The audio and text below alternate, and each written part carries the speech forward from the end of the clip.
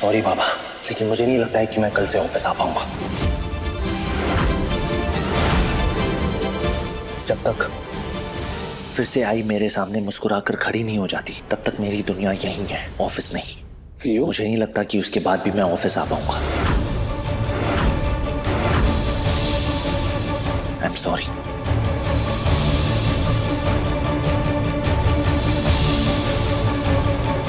युग, तुम्हें मुझे जो बोलना है बोलो, चिल्लाना है चिल्लाओ, मुझे सजा देने में उसके लिए भी तैयार हूँ, लेकिन अपने सपने को मत तोड़ो प्लीज। और सिर्फ तुम्हारा ही नहीं, तुम्हारे आई बाबा का भी सपना है। एक बार भरोसा कर लो प्लीज। ट्रस्ट? भरोसा? तुम मुझसे ट्रस्ट की बातें कर रही हो तन्वी? नेवर। आई मेरी जिंदगी है, मेरी ताकत है। उनकी एक स्माइल देख के ना मुझे ऐसा लगता है कि सब कुछ ठीक है। लेकिन आज वो बेड पे है। मैं ये नहीं कह रहा कि तुम्हारा इंटेंशन गलत है, लेकिन जो कुछ भी हुआ वो भी तो सच है ना। मुझे हर जगह सिर्फ मेरी आई का दर्द नजर आ रहा है, और इस दर्द के पीछे तुम्हारी एक छोटी सी गलती। मैं तुम्हें हेट नहीं कर रहा हूं तन्वी, लेकिन मैं खुद से फाइट कर रहा हूं कि जिस लड़की को मैंने अपना लाइफ पार्टनर माना, अंधा भरोसा, अंधा ट्रस्ट रखा, उसे दोबारा ट्रस्ट करने में भी ना मुझे डर लग रहा है। ट्रस्ट जब टूटता है ना तो उसका साउंड सुनाई नहीं देता, लेकिन उसकी गूंज बहुत देर तक दिल में रहती है।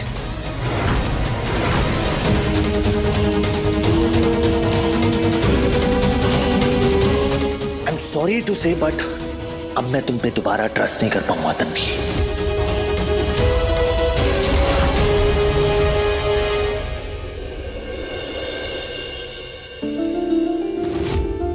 आई, प्लीज अपनी आंखें खोलिए ना। मैं आपको इस हालत में नहीं देख सकता आई। अगर आप आंखें नहीं खोलोगी ना तो मैं अपनी बेसुरी आवाज में गाना शुरू कर दूंगा।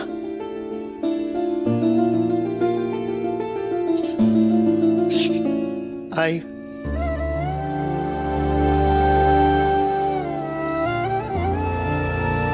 इट्स ओके, मैं कहीं नहीं जा रहा हूं। और जैसे ही आप उठेंगी ना, आप सबसे पहले मेरा ही चेहरा देखेंगी, और फिर आप परेशान हो जाएंगी। अरे युग, कितना बोलता है रे तू।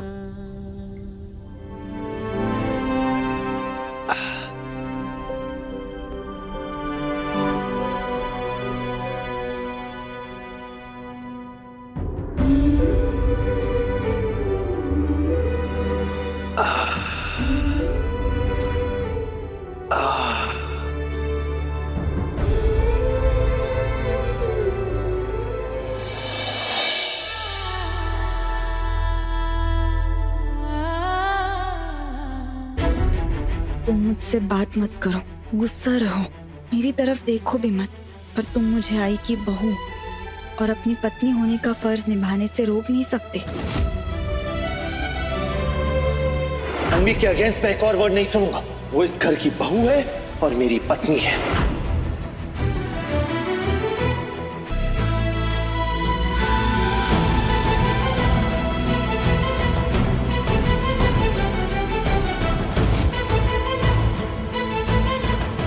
आई, आई। युग, क्या मैं तुमसे एक बात कह सकती हूँ? युग, ये क्या कर रहे हो? अब ना तुम आई के पास आओगी और ना मेरे पास। चली जाओ इस रूम से और फिर से मत आना यहाँ पे। जस्ट गो यहाँ से। मैं कहीं नहीं जाऊंगी, और आई को इस हालत में छोड़कर तो बिल्कुल भी नहीं। एक बहू होने का हक तुम मुझसे छीन नहीं सकते युग। कोई हक नहीं बचा है तुम्हारा इस घर में। अब तुम फ्री हो, so just go यहाँ से। युग, तमीज से बात करो। ये कोई तरीका नहीं है घर की बहू से बात करने का, कम से कम हमारे सामने तो नहीं। सीरियसली अक्का साहिबा, अब आप भी इसकी साइड ले रही हैं। बेटा, सही को सही और गलत को गलत बोलना किसी की साइड लेना नहीं होता है यू। और सही बात यह है कि तन्वी इस घर की बहू है और घर की बहू के साथ बदतमीजी करने का हक किसी को नहीं है। किसी ने तो मुझे समझा। थैंक यू अक्का साहब। नहीं नहीं बहू, तुम रो मत, हम तुम्हारे साथ हैं। लेकिन इस वक्त तुम्हें युग की बात मान लेनी चाहिए। कुछ दिनों के लिए युग और वैष्णवी के साथ तुम्हें दूरियां बना लेनी चाहिए, सिर्फ तब तक जब तक वैष्णवी बिल्कुल ठीक नहीं हो जाती। देखो, हम जानते हैं कि ये करना तुम्हारे लिए आसान नहीं होगा, लेकिन देखो, तुम खुद देखो, युग तुमसे कितना गुस्सा है, घर के सब लोग तुमसे कितना नाराज हैं। इसलिए बस कुछ दिनों के लिए ये दूरियां बना के रखो, फिर वैष्णवी ठीक हो जाएगी। धीरे धीरे युग का गुस्सा भी शांत हो जाएगा और फिर सब कुछ वैसा हो जाएगा जैसा पहले था। कुछ भी पहले जैसे नहीं होने वाला है अक्का साहब। आप तो जानती हैं, ट्रस्ट एक कांच की तरह होता है, एक बार टूट जाए तो फिर जुड़ना इम्पॉसिबल है। और तन्वी, तुम पर से मेरा ट्रस्ट टूट चुका है।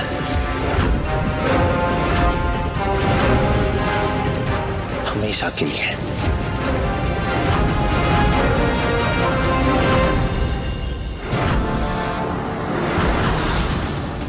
हमारे बेटे को जेल भेजा ना, तो उसकी बहुत बड़ी कीमत चुकानी पड़ेगी तन्वी। अब देखना, हम तुम्हें युग की जिंदगी से इस तरह दूर करेंगे कि तुम्हें इसका पता भी नहीं चलेगा।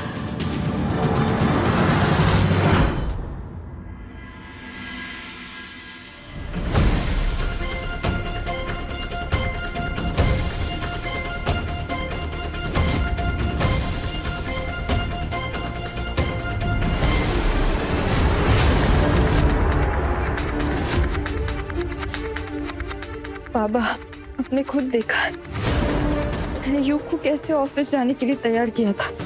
आज आई के साथ जो कुछ भी हुआ वो सिर्फ एक हादसा था।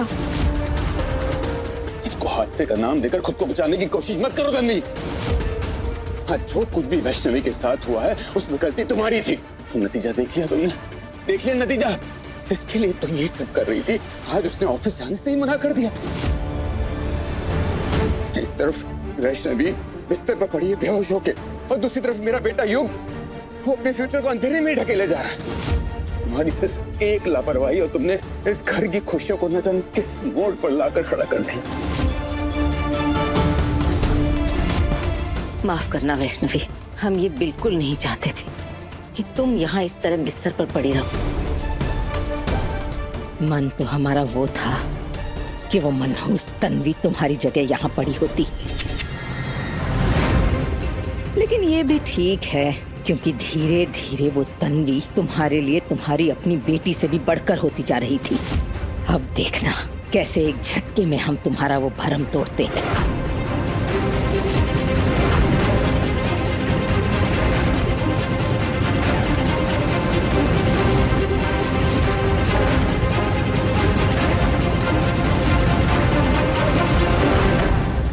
ये आप क्या कर रही हैं अक्का साहब?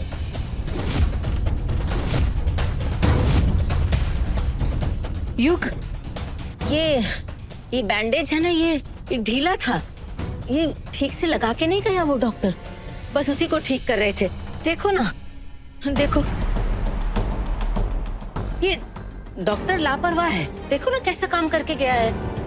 आप सही कह रही हैं अक्का साहब, मैं अभी डॉक्टर को कॉल करता हूँ। नहीं नहीं बेटा, तुम्हें परेशान होने की जरूरत नहीं है। हम अपना घरेलू लेप बनाकर वैष्णवी को लगा देते हैं, बिल्कुल ठीक हो जाएगी। और ये तुमने अपना क्या हाल बना रखा है युग? ये सब क्या है? ये सब घाव लगे हुए हैं, हम तुम्हारे लिए भी लेप बना के लगा देते हैं। नहीं अक्का साहब।